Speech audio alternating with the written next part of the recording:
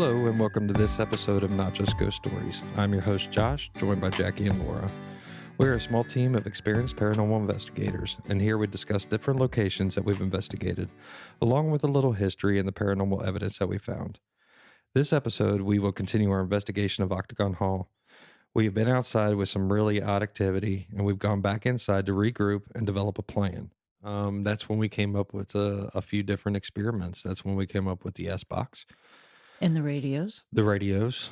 We took out quite a bit of equipment. And I had my crystal ball there. Correct. We took the crystal ball out.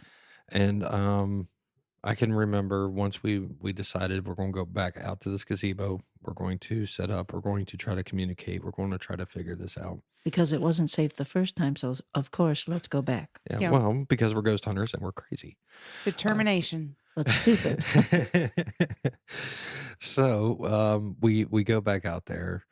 We decided to set up a radio in the middle of a field that's off behind the gazebo. Sandwiched between two barns. Sandwiched between two barns. The one barn that you really wanted to get into, and then there was another shed. Yeah, and we'll get into that barn for people that are listening. We'll get into that barn here in just a few more moments. But so we decided to put it out there. And I can remember I went out and set up the radio. And the only thing that I can say is the nerves that were in my gut. Like, basically, I'm setting up the radio, and the only thing I can think in my head is run. I need to run. I need to run right now. But I also knew I had to set up this radio. I'm like, I got to set this up, though. I got to do this. It was almost like my own argument in my head. And it was almost something in my head saying, you better run or I'm coming after you. And I pretty much almost just dropped the radio where I was standing and took off running back toward the gazebo and said, I shouldn't have been out there when I got back there. The only thing I remember telling you guys was something's not right. Something's in my head. And that's where we're going to get into what I think was possibly, I'm just going to come straight out and say it was possibly Bigfoot. I think it was something out there behind that barn that was watching me saying, why are you coming out this far? You shouldn't be here. So, I mean, how do you guys feel about that? Well, I went out to the radio also, and there was the barn. And I remember a huge, loud bang on the side of the barn. You turn, there's nothing there. From the barn I was standing in the path where the tractor would go in between these two barns out to the field. So I'm standing in a cleared area, and behind me, the barn it might have had a little fence there or something. There was something there. But the trees were maybe an inch round. They weren't big, tall trees. And I remember standing there looking at the radio, and I'm thinking, there's a Bigfoot behind me. I mean, he's right behind me, Bigfoot behind me. What do I do? You know, should I turn around? Should I run? Should I play dead? I don't know. I don't know what the protocol for Bigfoot is. So I slowly turn around. I know he's behind me, and I see nothing. And these trees, an inch diameter tree, is not big enough to hide Bigfoot. I cannot prove anything. I have no pictures. I don't even have my line of sight, but I will still swear there was a Bigfoot out there and kind of behind me, not real close, but not far enough either. Yeah. Well, and that being said, Jackie, Laura, you were snapping full spectrum camera shots. Just over and over and over. And over and over. And we actually have pictures of Jackie walking toward the camera from the gazebo, or toward the radio, the walkie-talkie from the gazebo. And at a certain point, when we know we should still be able to see her in pictures, it was all of a sudden she just kind of disappeared in those pictures. Yeah, just like she walked through a curtain. Yeah, it was almost like a curtain. And when Laura started seeing it on the camera, right? Mm-hmm. We started shouting like, "You can come back here! We can't back. See we you. Can't see you! Come back here!" I could see you with my own physical eyes, but through a camera, we couldn't see you whatsoever. I'm really glad that we did not know about the UFOs before we went, because Riley would have thought that they got Jackie. Like, because you couldn't see light. I mean, it was like she just vanished. Mm-hmm. Don't worry, they would bring me back real quick. And I don't think I heard you guys, because I remember just going, there's a Bigfoot out there, and that's all. That was my whole world. Yeah. There's a Bigfoot standing behind me. Well, I can remember when you finally picked up the radio and you started walking back, and then Laura was snapping more pictures. All of a sudden, you just came back into frame. The look on your face was different than what I guess the rest of the night or any other time that I've known you. It was a different look, to the point where we all looked at each other and said, we need to go rest again. And I mean, we had been out there Yeah. for, I guess, about an hour and a half, 2 hours at this point. And we said, we need a break and decided to go back into the house. Because that's not all that happened on that trip, but we'll get over the Bigfoot and then we'll tell you what else was out there. I did go to a Bigfoot convention. Yes, I'm one of those people. And I talked to the Bigfoot hunters, the ones that had the TV show. And I talked to the Bigfoot hunter, Bobo. And I told him, I said, I can't prove it, but here's what happened to me. And I said, I didn't smell anything, but I said, I will still swear on anything you give me, there was a Bigfoot behind me. And he looked at me and he said, we've had reports of this.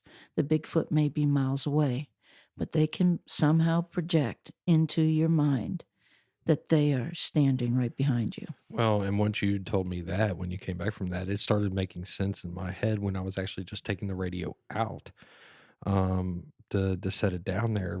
Though the reason why I felt that way, like, I mean, I don't get scared over a whole lot. I have a couple little phobias. Laura, you know what they are. I mean, my big one is needles. You pull out a shot, to give me a shot, I am going to freak out. My anxiety goes nuts. This was true on fear, nervousness and fear. And at every ghost hunt that I can think of up to this point that I've ever been on, I have never felt that myself. I know that it was terrifying for me, so I did not venture out there. No, I'm the smart one. I stayed in the gazebo watching, but being able to feel what they were feeling once they were, back within my field. I'm glad I didn't go. It was terrifying enough just to feel like what was coming off of you. Yeah. So, I mean, to this point, I think it was after that was when we decided to explore the rest of the house. I think we were done with outside by that point. So we've already explained to you the house and everything. I'm kind of excited to get back to this barn. We actually investigated it when we first went in there. It was originally just dusk. It wasn't dark yet. It was still a little bit light outside. I remember walking into this barn and my very first feeling is, what the heck is here? That was my first feeling. There was a very big, very heavy energy, as to what it was actually in there. What do you guys remember about walking into the barn? I remember usually we all walk together and stuff, especially the way that ghost hunt was shaping up. You were the first one in. You disappeared in there, and which is good because I love barns. I could live in a barn. But I walked into this barn and I'm like, I want to leave it, and I want to leave it right now. I do not like this barn. Very heavy, very, I guess heavy. I don't want to say something was going to eat me, but there was something there that you didn't want to mess around with. Yeah. to me, it felt like power, just pure power. And it seemed to be coming like from above. Yes, there was a haymow, like all barns. This one had a haymow. Yeah. Like all of the energy was up there. But it was just felt like it was letting you know, don't make a wrong move. So, and like what Jackie said, I had walked in there first, and I'm exploring this barn and just kind of looking around. I kept looking up at the loft area and going, I want to get up there. I don't know why, but I wanted to go up there. I can remember the both of you telling me no, we're not going up there. Especially Laura said no. You do not go up. I was trying to find a way, and honestly, the ladder was too rickety to even go upstairs. And if you had probably gone upstairs, you probably would have fallen through. But it was very rickety. But it was almost like being called to, I guess you could say. So does that make sense? Yeah. Okay. So we decided to start investigating inside this barn. Um, do you guys remember questions that you asked at all? Yeah. A bunch of them and stuff. We did ask his name, and he told it to us, and my recorder didn't pick it up. Yeah. But I think I remember looking at you and saying he said his name, and it was kind of a weird name. Very and stuff. weird. Yeah. And it started with what sounded like an A of some sort. Yeah. But nothing came through on my recorder. The rest of the conversation came through. I don't know if he did ask our names, and you introduced us, didn't you? Yes. And then he said, and I don't know if we should be really scared about this or whether we're really honored. I feel kind of honored. He said, "I will remember you." Yeah. So, good or bad, he remembers us. Well, I can remember asking what he was, because we knew this wasn't a passed over, human entity. The answer that we got back on that was Anunnakian. And he was there before the beginning. It's actually his, and I don't know if he answered it, but I got the impression it was his prison. His you can't kill an Anunnakian because basically they are a god. They're one of the older gods. So he was sentenced to here. He also told us that the war is not over, that at some point the war will start up again. And I believe we asked him, is it coming soon? And I don't think he answered, because I think his concept of time and our concept of time, soon for him might be in 1,000 years, where soon for us is the next day. Yeah. And I mean, and he did tell us, straight out that he's going to remember. He will contact us again. But this guy, girl, God, whatever you want to call, is strong out there. He stays there. Actually, a picture has been caught by him, of him. It was posted on Facebook on something that I saw, and I'll try to see if I can get rights in order to post it on our Facebook page, and see what people think too. You can see it on Octagon Hall's Facebook page. They posted it on there. Did they post it on that one too? Yes. Good. So you can go to Octagon Hall's Facebook page and find it on there. It was actually taken in the barn, and this is what we saw. So we're still, kind of wondering about it, but at the same time, we know that he's strong, and he's not something to mess with. And he was a loser in the fight. He was, and that's what kind of scares me. I believe that he is there, as you stated, like a prison, a sentence. And I think the only way he can make penance is to make up for whatever he did, which had to be terrible. I don't think he's making penance. I think he's making plans for when the war starts again. And I got the impression that he's one of many. Like, he's not the only Anunnakian. There's Anunnakians. There'd all have to be a lot. I mean, Yeah.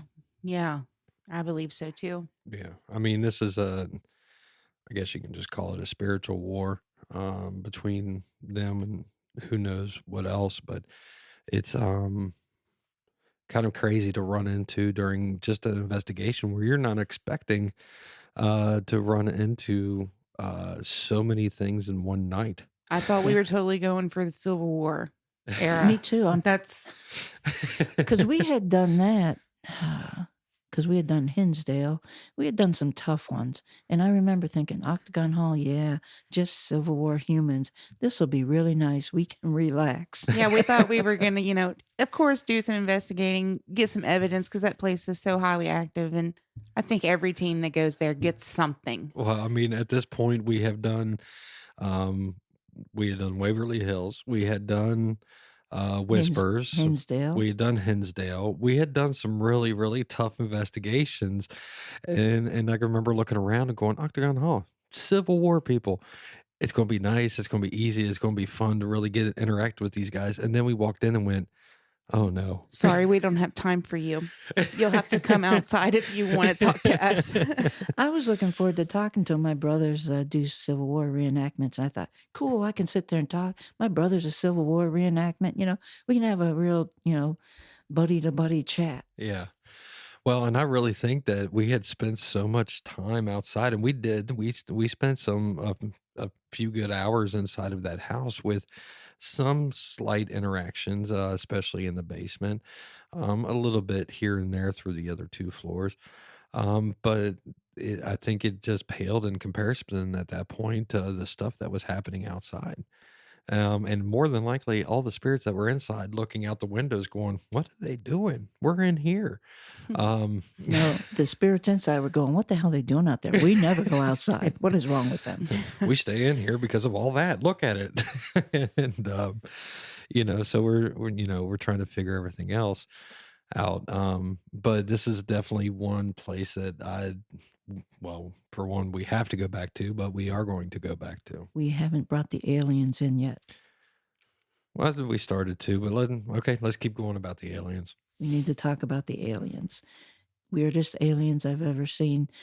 First, I'd like to say that the 3 people can be looking at the same paranormal activity, and they're each going to have a different view of it. So what I saw may not be what they saw, but what I saw, I've never seen before. It was white shapes it looked like, I don't want to say a spaceship, but a door opened and they were dropped off. And I got the impression like the guy's letting his sheep out to graze. It was kind of like that. There was a dead fall where they had taken down a tree and they had just piled it into a big pile. They're probably going to burn it. And these things kept dancing around that and dancing around that. We were in the gazebo and I remember looking kind of at the barn going, is the Bigfoot there? And wondering, is the Anunnaki in there? And when I turned back, and I have a picture of it, and it looks like just a white mist is right up there at the gazebo. And because I kind of stepped back, I was at the edge of the gazebo and I stepped back and stuff. But I remember standing there at the gazebo watching these white shaped things. I don't know what they were doing, dancing, picking flowers. I have no idea. I don't know what aliens do when they come here. So I felt like they were a team of specialists of some sort. And I got the feeling that they were, like, my brain was telling me mining. They obviously were not mining. We saw them above the ground. No machines going into the ground, at least that I saw. But we also don't know what they require for life. No, human mining, possibly mining moisture out of the air, oxygen, that whatever. that was what I felt their intention was. Yeah. Well, I mean, as far as for me, I never really got a good vision of any of the aliens. However, like I said, we did have the SB-11 running. And what intrigued me the most is it's running through these channels, as it scans forward and backwards and whatever else we wanted it to do, and listening to what I think was them trying to communicate, because it was so robotic, but so not robotic in nature. It was natural, where it was almost like it was they were trying to tell us something. They were trying to talk to us, and it's just it wasn't coming out in English. There was no way. It was whatever their language was, and that's where a lot of my concentration is looking at it, going, what is this? Why is this doing this? I remember stopping it and restarting it, just thinking maybe it was just something with the SB-11. We had the SB-7 sitting out there too, doing the exact same thing. We had 2 different pieces of equipment doing the exact same thing, going, why is this doing this? And we just couldn't really get anything. And I think that was them trying to communicate somehow on a level that they know how to. Just nothing could be understood. Is the way I felt about it. Yeah. I mean, I've even went back and listened to that recording, and I'm still convinced that it's a communication, but I have not a clue what they're communicating. I kind of felt, and I just like to say to all spirits, please don't talk to me through interpretive dance because I don't get it at all. And I had some Indians telling me their story through Indian dance.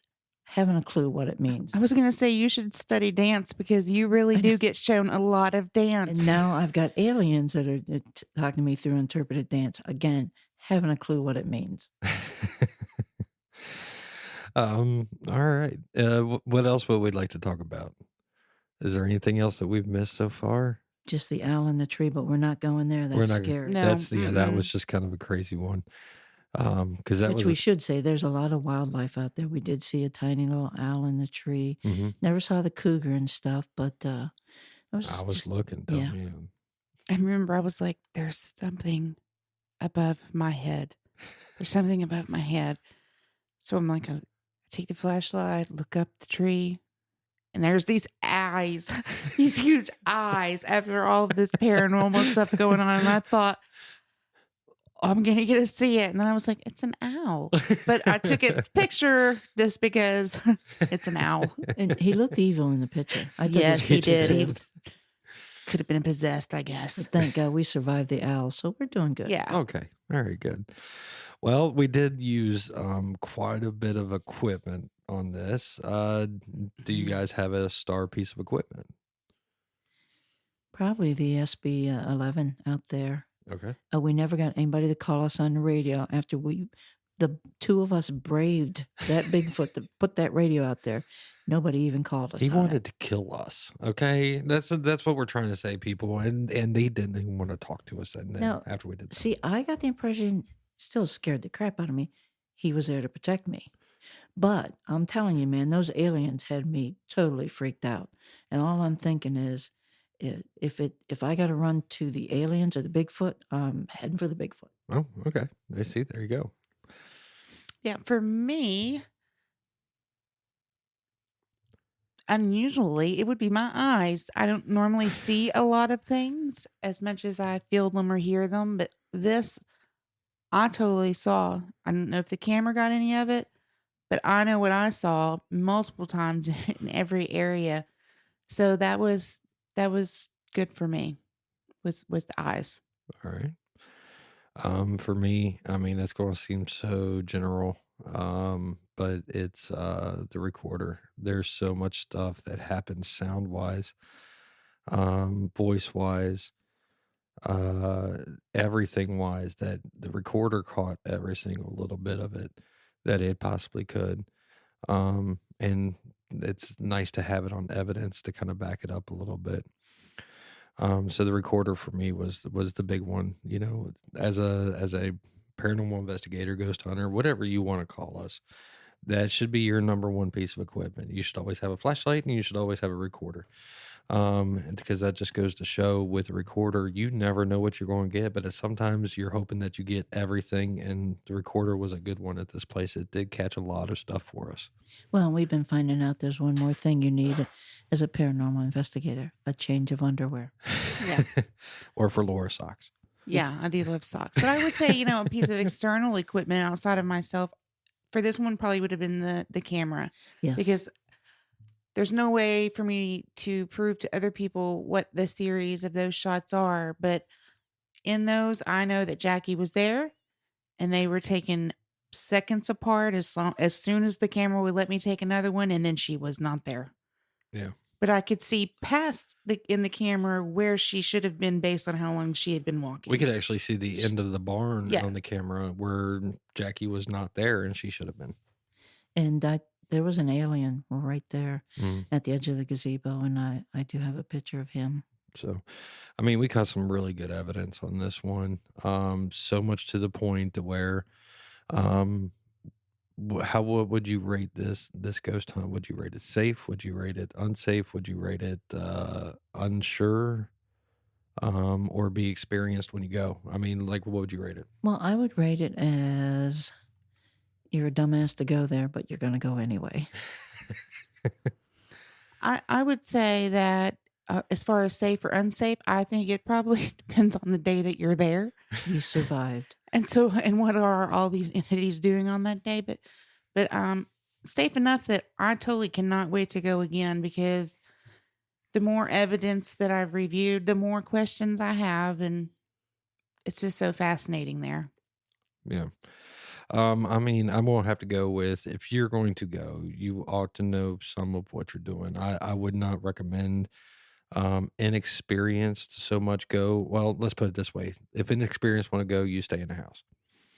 That's where you're going to get some really good stuff, and nothing that I have found so far inside the house is going to hurt you. And we actually had a couple people with us that were inexperienced. They were not outside with us. No, Yeah. we kind of wouldn't let them come outside at the same time, because we knew what was going on out there, and we just told them, no, you don't want to do that. Well, And they did find some stuff I inside. voted to take them outside because I could run faster than them, but you guys voted me down. Well, that's true, but hey, it is what it is. I'm just going to say, if you're inexperienced, you stay inside the house. If you're not, and you want to brave some really weird stuff, go on and go outside the house, but you better be prepared. Yeah, is doing what a I'm gonna say. do-over, I would not have taken them, Yeah. knowing now what I know. Yeah, but I think they were okay. They probably thought we were crazy because we're coming in, looking like white as ghost ourselves, talking about aliens and Bigfoot. And we were out of breath from Anunnakins. running. Yeah. Yeah. And we're not runners. You guys can't see us, but we're not really runners. No. Not But if you whatsoever. do go, I'll give you this little warning. Do not touch the crystal ball that resides there, because you won't like it. No. Nope. All right. Any last words? Any last words about Octagon overall? Yeah, I'd just like to say that we are going back. We have a date to go back. So somewhere in the future, we will come back to Octagon Hall, hopefully, if we survive this trip too. With more answers, hopefully, is what I'm hoping. Or more questions. I've started to say, well, maybe more answers, but that'll just raise more questions. This is a place where if money wasn't an issue, and regular life responsibilities weren't issues, you could stay here like an extended weekend and not run out of things on your list that you want to do. Yeah. I would agree with that. All right. And this has been Not Just Ghost Stories. We have been your hosts, Josh. Laura? And Jackie. And until next time, you can find information and contact us on our website at notjustghoststories.com, and to see evidence that we have discussed on Facebook at Not Just Ghost Stories. Thanks.